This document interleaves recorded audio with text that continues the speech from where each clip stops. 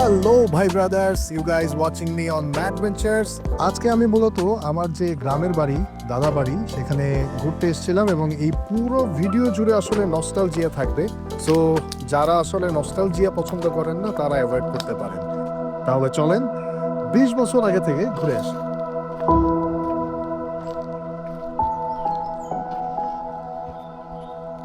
ঠিক এই যে জায়গাটা দেখতেছি সামনে, এই জায়গাটাতে ছিল কাচারি ঘর।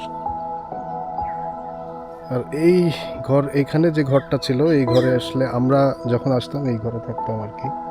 এই ঠিক এই জায়গাটায়, আমি যদি ভুল না করি, এরকম একটা জায়গা থাকতো যেখানে আমাদের থাকার ঘর ছিল, থাকার রুম ছিল আর কি।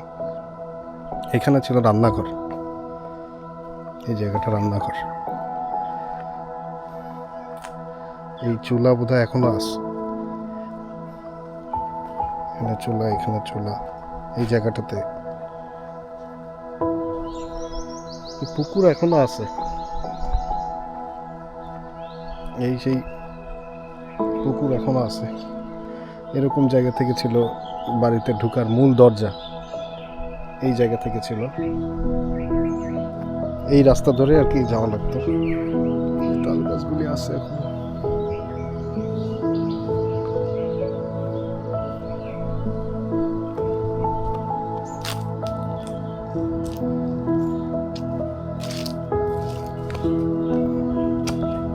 এই যে এই বাগানে আমি ঘুরতাম, একদম এক্স্যাক্ট, মানে এই আজকে থেকে 20 বছর আগে ঠিক যে স্মেল ছিল এখন পর্যন্ত সেই একই স্মেল আছে। মানে স্মেল কিন্তু চেঞ্জ হয় নাই, বদলা হয়ে গেছে শুধু মানুষ। এই যে এটা আমার আর একটা চাচার বাসা, চাচা আর কি।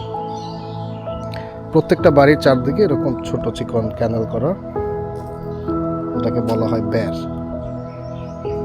বের দিয়ে মাছ আসে, বের দিয়ে নতুন পানি আসে, জোয়ার ভাটার পানি। এক্স্যাক্ট যে এই যে জায়গাটা, এই জায়গাটাতে আগে ছিল কাচারি ঘর, এবং কাঠের 3 তলা কাচারি ঘর। এক্স্যাক্ট এই জায়গাটাতে ছিল।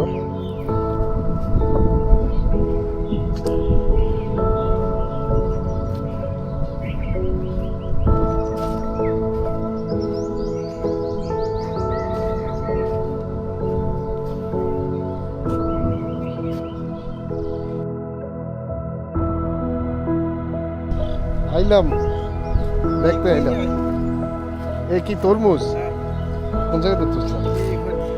খেতে হয়েছে? খেতে করছে?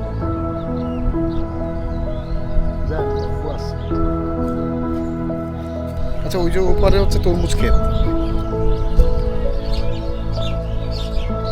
এই সেই খাল, ছোট হইতে হইতে কি অবস্থা। যে দেখা যাইতেছে এটা মেইন রোড।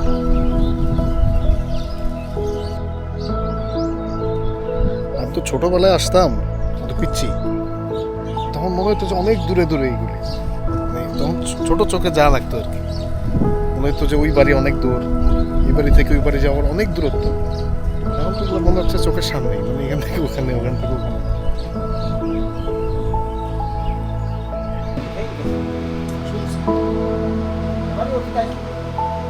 কি রান্ধে?